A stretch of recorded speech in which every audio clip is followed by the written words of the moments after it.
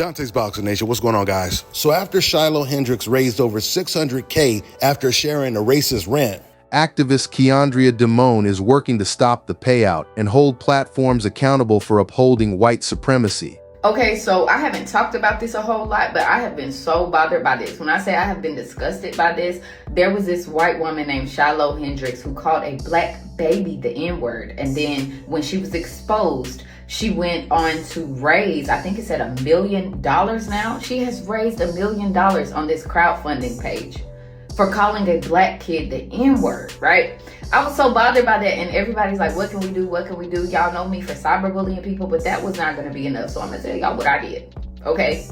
I've been thinking, I've been strategizing, I've been doing a little sleuthing, right? So what I thought about as a business owner, what do I want to hit? Do I want to hit her or do I want to hit the money? So I thought about that. So I started searching and trying to figure out, how can I find this funding source? I'm a business owner, I own a retail store, so I know there is a funding source. There's a pipeline somewhere, right? GiveSendGo is the platform she uses, but they are not the bank. So I thought, like, we got to find a bank. And most banks are not going to want to be attached to something like that, right? Like most banks, especially payment processors, they will cut that shit off with any type of doubt or controversy. They'll usually just cut it off, right? So what I did, I used to be a web developer, so I know how to code and I know how to read code. So I went and I broke down the code on GiveSendGo's checkout page line for line, and there were keywords I wanted to look for, right? So I looked for the keywords and I started looking through the keywords and I found the keyword Block Inc., right? That's familiar, right? Block Inc. is the parent company of Square.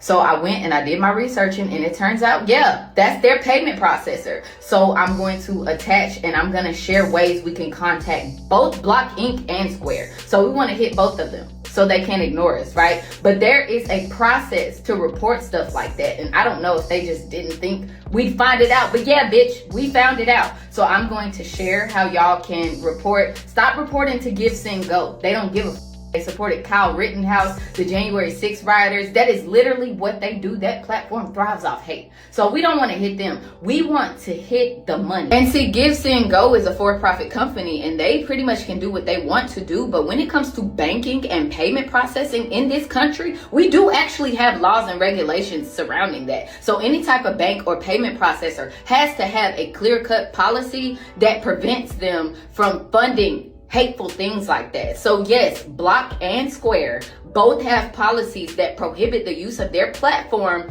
for glorifying or amplifying or profiting off of harassment, illegal activities, racism, and yes, hate speech. So she has violated their policy by even having that campaign. I'm telling y'all, stop playing with black women in business and stop playing with black women in tech, because I know good and well y'all didn't think we were gonna look into that. Okay, so all of that money that you guys have seen Shiloh Hendrix raise, that money has been frozen. She hasn't gotten a dime of it, and those racists who donated money to her will not get refunds. And now there's an investigation to find out who's processing this money. See, while the racist donators can remain anonymous, the banks or the accounts that's taking the process payments cannot, because there will always be a money trail. We've got updates. Y'all did that. So after an influx of messages, Square is saying they both do not and have not processed payments for GiveSendGo. All right, who is? Stripe? What say you? Who else we got? Venmo, Cash App, PayPal? Y'all want to play games too? One of y'all's taking the payment processing. Own up to it. And if you're going to stand behind it with your chest. If not, speak up. Because as we said before, we know what most of these agreements look like on these platforms. And if it is not problematic for these platforms inside their agreements for this type of fundraiser, speak up. We can take attendance like teachers, payment processors. Tell us you aren't responsible. Tell us you won't abide. Tell us you will hold this type of fundraising accountable. Circle it back around. Follow Keandra for more. Dream big, act bigger. I told you guys in my last video, when T.O. decided to come out of nowhere and just start using the N-word with the hard ER, I believe he was inspired to do that after watching this white racist woman's video go viral. He clearly enjoyed that video, just like he enjoyed that situation with Keyshawn Davis and Dennis Baranchak. So he wanted to co-sign with this white white supremacist said, even though she would most likely be racist to him as well. And if she knew where he lived personally, she would most likely be trying to call immigration on him. Remember, all it takes to get deported nowadays is to be Latino and have tattoos, at least when it comes to Trump's administration. So if Tio was one of the many races that donated money to this lady, he ain't getting his money back. I wonder how Miss Shiloh Hendricks is feeling today, knowing all of that money is frozen and she can't get to it, and the people that donated can't get a refund.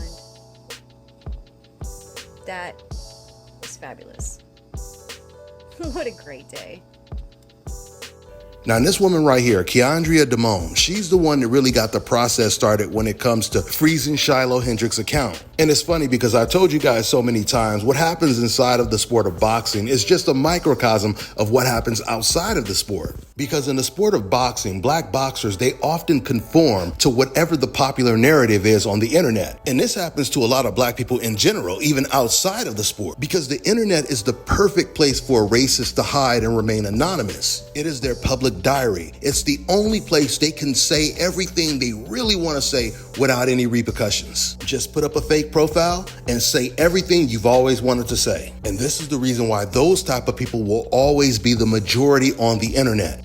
So once again, getting back to my original point, you will have black people that will conform to what is the popular narrative on the internet. Like Shakur Stevenson, for example. I just made a video talking about this. Shakur, he did that interview on the Breakfast Club where he was saying, it makes no sense that he's not the main event, even though he's the biggest star by far on that card. He started to say, I have the best resume, but then he caught himself and he said, well, you know what? I'm not going to say resume because they say my resume is trash. So I'm just going to say I'm more accomplished. I'm the biggest star on the card. Yeah. I'm the guy that's like, people want to see. I'm in the biggest fight. I got the best resume. Like, I ain't even going to say resume because they try to trash it, but I'm the most accomplished too. So just to put me on like his undercard, it really don't make no sense. I didn't even look at the card. I just assumed that was the main event. That's what I'm saying. So when Shakur Stevenson says they say my resume is trash, he's talking about race fans on the internet. And realistically, their opinion doesn't count. They have zero credibility. But he allowed their narrative to manipulate reality. And this is what happens with a lot of black boxers.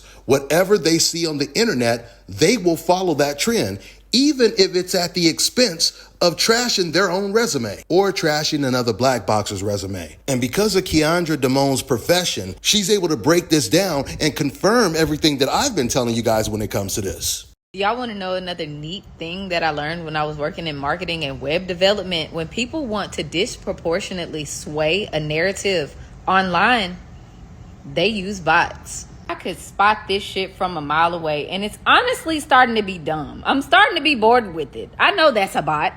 So the deal with these bots was we had access to a massive amount of accounts, right? And these were just dummy accounts that were not connected to real people. And we would use these bots when our clients had a PR emergency. So let me tell y'all something about the psychology of marketing. When you are doing marketing on social media, people are way more likely to believe whatever your story is if the comments are in your favor, right? So we would use these bots to flood somebody's comments and pretty much shift the narrative, right? That's how I know when I see a bot.